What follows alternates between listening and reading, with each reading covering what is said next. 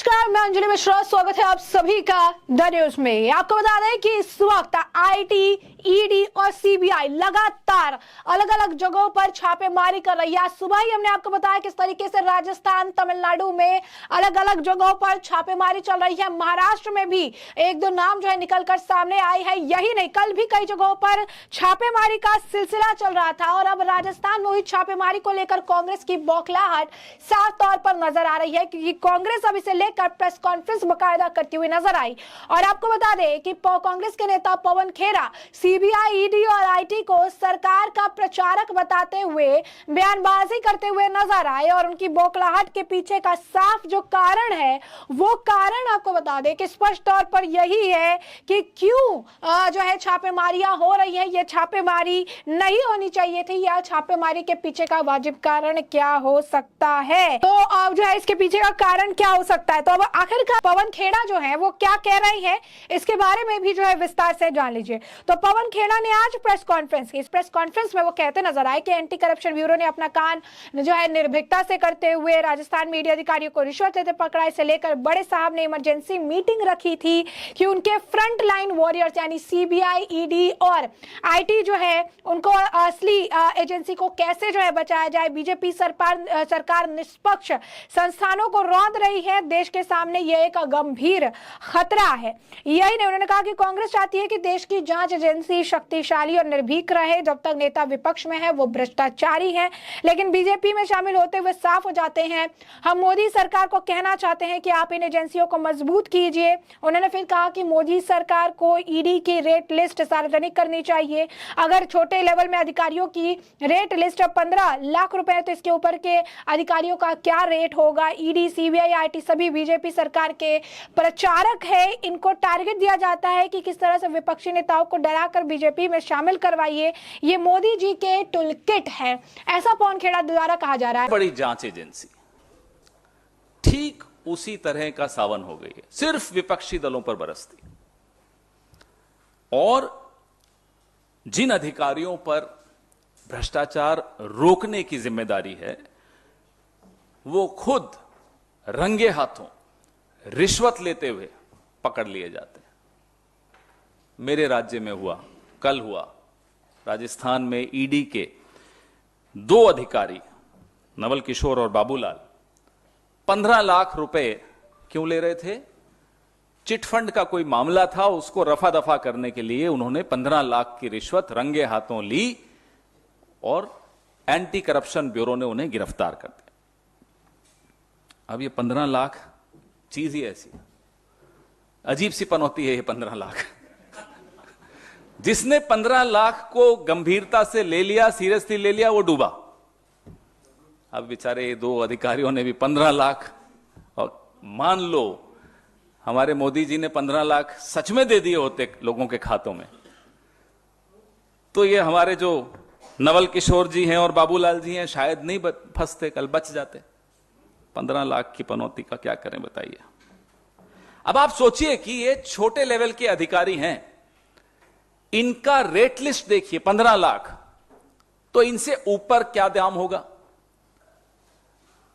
और उसके भी ऊपर जिसके हाथ में ईडी का रिमोट कंट्रोल है, उसका क्या रेट होगा। कहीं ना कहीं तो रिमोट है ना ईडी का, हमें भी मालूम है कहां है, आपको भी मालूम है कहां है। तो रेट लिस्ट क्या है ईडी की, ये सार्वजनिक करना चाहिए उन्हें कि साहब 15 लाख ये लेते हैं, 25 ये लेते हैं, और ऊपर जो और लोग बैठे हैं जिनका मैं नाम नहीं लूंगा, वो कितने लेते होंगे। हम लोग सब पॉलिटिकल पार्टीज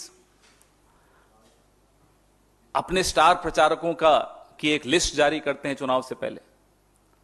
हमारे स्टार प्रचारक और बीजेपी के सरकार प्रचारक, ईडी, सीबीआई, इनकम टैक्स, आइए, ये सब इनके सरकार प्रचारक, एनसीबी, सब ये तमाम जो इनको टारगेट दे दिया जाता कि चुनाव आ गया है, ये लिस्ट है, इनमें से किसको आप डरा धमका के भाजपा में शामिल करवा सकते हो, नहीं होते तो फिर इनको निपटाओ। ये एक टूल किट है।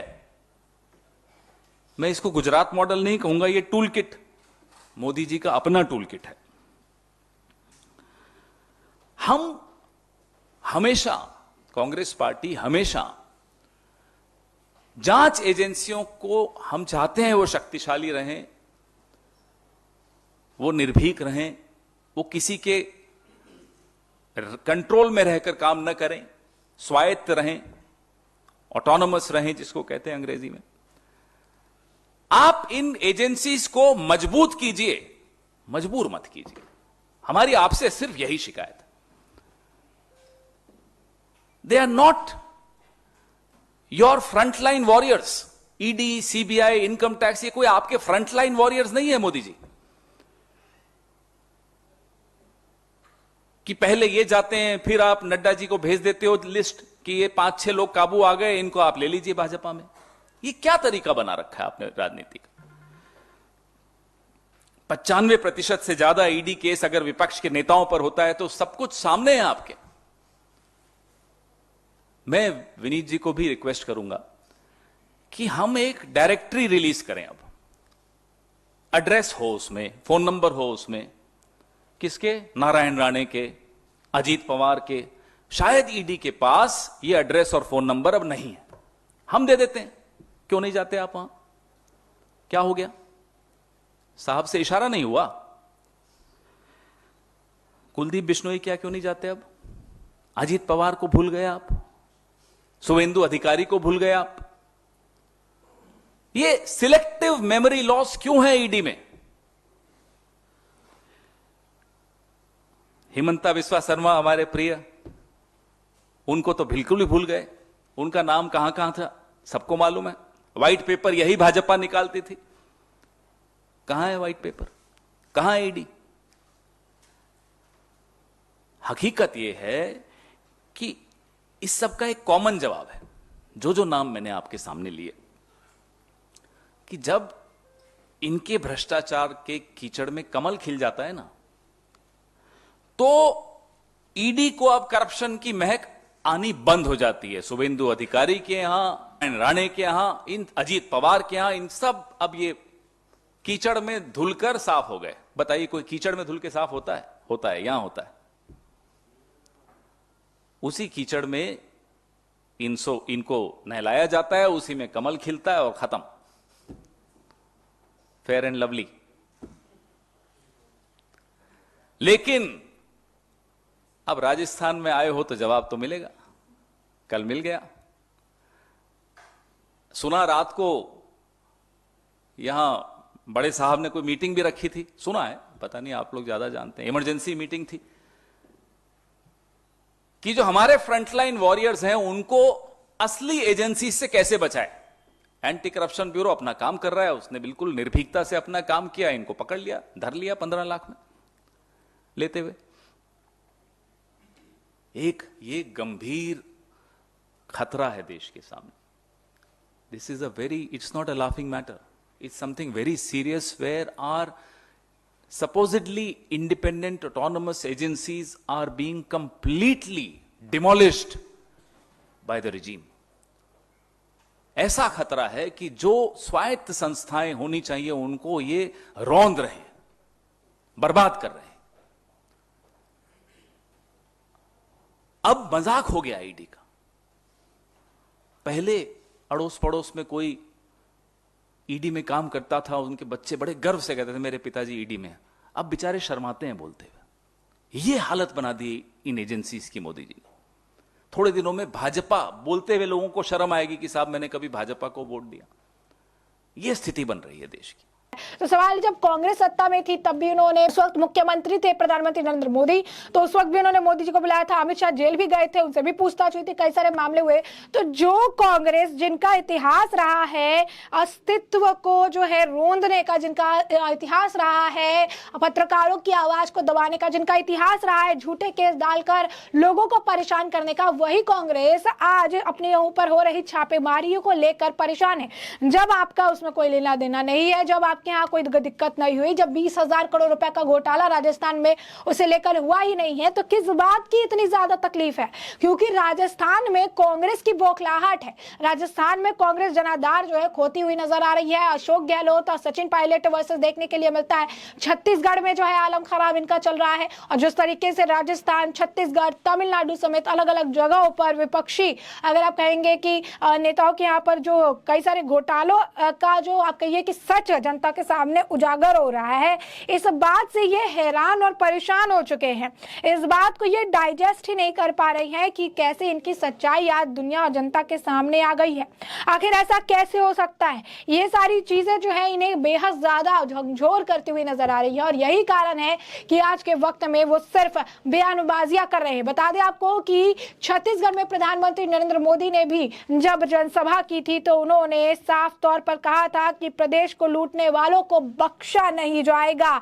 ये मोदी की गारंटी है। जरा सुन भी लीजिए कि प्रधानमंत्री नरेंद्र मोदी ने क्या कहा था और उसके बाद किस तरीके से ताबड़तोड़ एक्शन देखने के लिए मिला है। जरा सुनिए। ये मोदी की गारंटी है, लूटने वाला एक भी बचने वाला नहीं है। भ्रष्टाचार से लड़ने का एक काम आपने मुझे दिया है, आपने मुझे इसी काम के लिए बिठाया है, मौज मजा करने के लिए नहीं बिठाया है। और इसलिए आप मुझे बताइए, काम मुझे करना चाहिए कि नहीं करना चाहिए? जरा पूरी ताकत से पता चले, दिल्ली वालों को भी पता चले, ये काम मुझे करना चाहिए कि नहीं करना चाहिए? चोर लुटेरों को ठीक करना चाहिए कि नहीं करना चाहिए? भ्रष्टाचार के खिलाफ लड़ना चाहिए कि नहीं लड़ना चाहिए?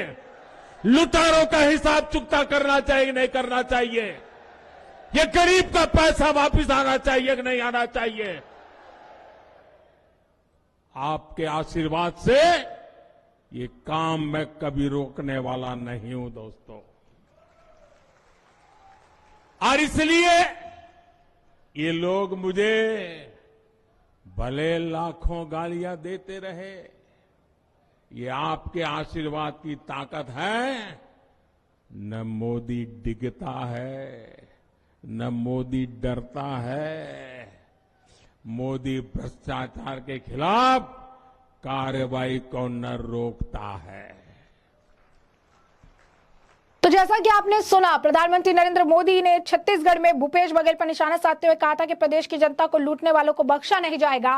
कांग्रेस ने छत्तीसगढ़ के युवाओं के साथ बड़ा धोखा किया है। कांग्रेस अपने वादे जो है पूरे नहीं करती है, इसके विपरीत सरकारी नौकरियों में भ्रष्टाचार करती है। राज्य में कांग्रेस कमेटी का कार्यालय बना दिया। कांग्रेस अपने बच्चों रिश्तेदारों को भर्ती कराती रहती है और ये सारे काम जो उनके द्वारा किया जाता है। उन्होंने कहा छत्तीसगढ़ को लूटने वाला कितना भी ताकत क्यों ना हो, उन्हें सब कुछ लौटाना होगा। ये मोदी की गारंटी है कि राज्यों को लूटने वालों को, किसी भी व्यक्ति को बख्शा नहीं जाएंगे। आपने मुझे भ्रष्टाचार से लड़ने का काम सौंपा है। भाजपा सरकार आई तो इन मामलों की जांच कराकर दोषियों को सजा दिलाएगी। भ्रष्टाचार जो है इसी तरीके से बर्दाश्त नहीं किया जाएगा। तो ये बातें जो है इनके द्वारा कही गई है, ये बात जो है उनके द्वारा लगातार देखने के लिए मिल रही है। कह रही है कि भ्रष्टाचार जो है वो बिल्कुल भी नहीं सहा जाएगा। बीजेपी हमेशा से, आपको बता दें कि जीरो टॉलरेंस की नीति जो है इनकी रही है हमेशा से। अगर आप कहेंगे तो इन्होंने जो है टेररिज्म के लिए या यूं कहिए भ्रष्टाचार के लिए जीरो पॉलिसी जो है उन्होंने रखी है, किसी भी तरीके की टॉलरेंस नहीं रखी है।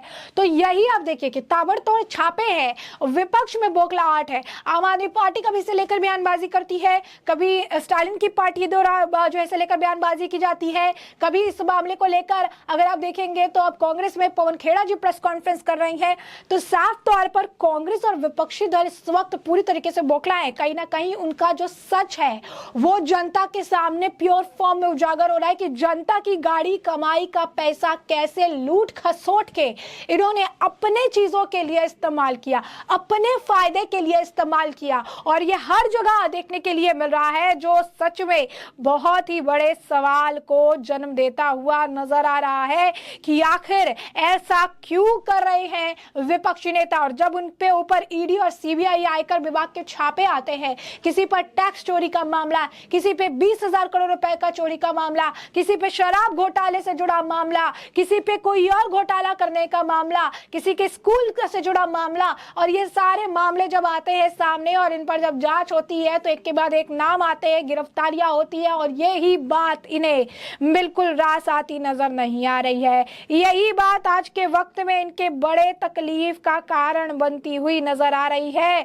और इसी वजह से इन्हें बहुत ज्यादा तकलीफ हो रही है कि आखिर क्यों सीबीआई और ईडी की कार्रवाई हमारे ऊपर की जा रही है। और जब बात सीबीआई, ईडी और आयकर विभाग की आती है, सारा विपक्ष एकजुट हो जाता है, एक मंच पर आ जाता है और चीख चीख के चिल्ला चिल्ला कर बीजेपी और आप कहिए कि प्रधानमंत्री नरेंद्र मोदी पर इसे लेकर ठिकरा फोड़ने लगता है। और यही कांग्रेस, जिस कांग्रेस के वक्त अमित शाह भी जेल में रहकर आए, जिस कांग्रेस ने कई तरह से जो है आप कहिए कि कई सारे मामले करवाए, कई तरीके से लोगों को परेशान करवाया अपने जो है जांच एजेंसी का इस्तेमाल करके, जिन्होंने सत्ता में रह के सत्ता का दुरुपयोग करके केंद्रीय जांच एजेंसी का इस्तेमाल किया, आज जब उनके खिलाफ वही कार्रवाई हो रही है, आज जब अगर आप देखेंगे उनके खिलाफ अगर आप कहेंगे कि घोटाले की जांच हो रही है तो आप कहते हैं कि जैसे इंसान की सोच होती है वैसा इंसान की जुबान हो जाती है। तो इनके सोच में जो चीजें हैं उनकी जुबान पर वो चीजें अब झलकती नजर आ रही है। जो इन्होंने किया, इन्हें लग रहा है कि अब सत्ता में बैठे लोग भी यही कर रहे हैं। अगर घोटाला हुआ नहीं, 20,000 करोड़ रुपए इधर से उधर गए नहीं, अगर किसी तरीके से छत्तीसगढ़ में